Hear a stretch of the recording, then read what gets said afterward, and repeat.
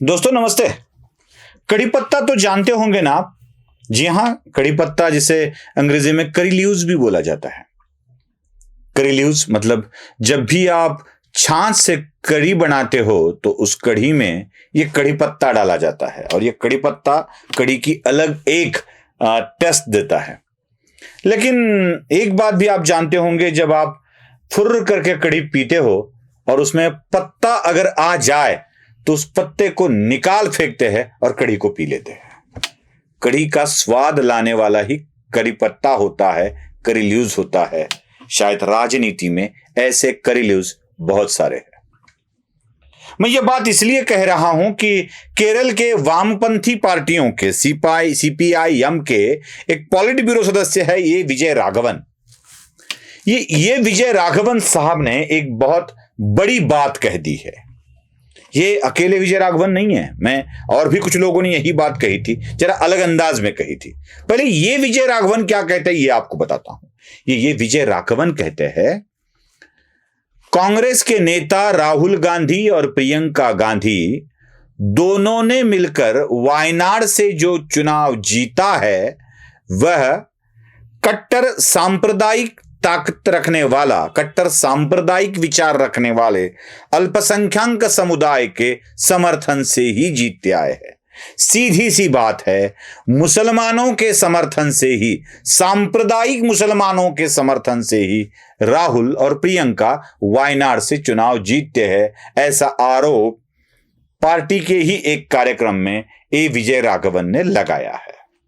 अब ये विजय राघवन का ये आरोप हम इसलिए गंभीरता से लेते हैं कि यह आरोप भारतीय जनता पार्टी के किसी नेता ने नहीं लगाया, यह आरोप राष्ट्रीय स्वयंसेवक संघ के किसी कार्यकर्ता ने नहीं लगाया, यह आरोप एनडीए के कोई घटक दल ने नहीं लगाया, तो यह आरोप इंडी अलायंस के ही एक घटक दल ने लगाया है, जो है सीपीआई-एम।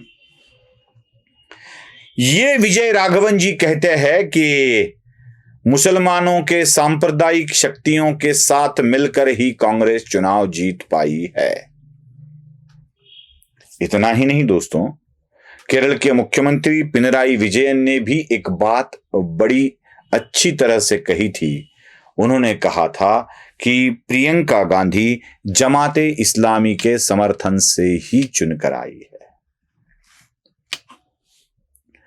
ये मुसलमान वाली पार्टियां समर्थन देती है, इसलिए वो चुनकर आई है। अब इन दोनों का जो विवाद है ना, यह विवाद मुस्लिम वोट के राजनीति से है। पहले मुसलमान कम्युनिस्ट धारा का समर्थन वहां पर करते थे, इसलिए कम्युनिस्ट पार्टियों की सरकारें केरल में आती रही।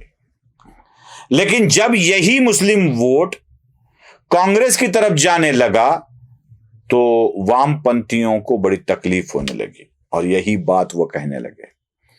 चिल्ला चिल्ला कर महाराष्ट्र में कुछ लोग यही बात बोल रहे थे कि सोचिए, देखिए, महाराष्ट्र में कांग्रेस ऐसा कुछ कर रही है जिसके कारण हिंदुओं को तकलीफ होगी, यही बात कह रहे थे। लेकिन महाराष्ट्र में हिंदुओं के समर्थन को ना गंवाया जाए इसलिए कांग्रेस चुप्पी साधे हुई थी और भारतीय जनता पार्टी के इन प्रयासों को धार्मिकता वाला प्रयास बोला जा रहा था। सही है ना? ऐसे ही हुआ ना चुनाव में यहां कांग्रेस के नेताओं को 15-15, 16-16, 20-20 मांगों वाला पत्र दिया जा रहा था। आरएसएस पर प्रतिबंध लगाने की मांग की जा रही थी और कांग्रेस इन मांगों को जायज ठहराते हुए इनको पूरा करने का वायदा भी कर रही थी, बिल्कुल कर रही थी। न जाने कितने मुसलमानों के ऊपर से केस भी हटाए जाए, क्योंकि वो सिर्फ मुसलमान है इसलिए उन पर गलत केस हुए हैं, यही दावा किया जा रहा था। और कांग्रेस यहां पर समर्थन कर रही थी, दिखा नहीं रही थी। भारतीय जनता पार्टी के लोग यही बात बोल रहे थे, लेकिन यकीन नहीं किया जा रहा था राजकीय दृष्टिकोण से।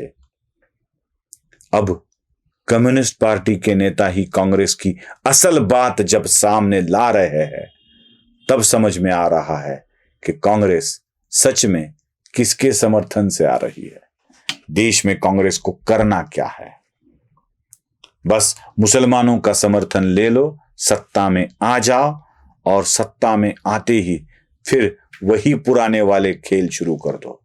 लेकिन मुसलमान भी याद रखे, जरा पूछ ले कांग्रेस से एक बार तो, जब जब कांग्रेस का प्रधानमंत्री बनाने की बात आई है तो कितने मुसलमानों को प्रधानमंत्री की शरीयत में दिख रखा गया।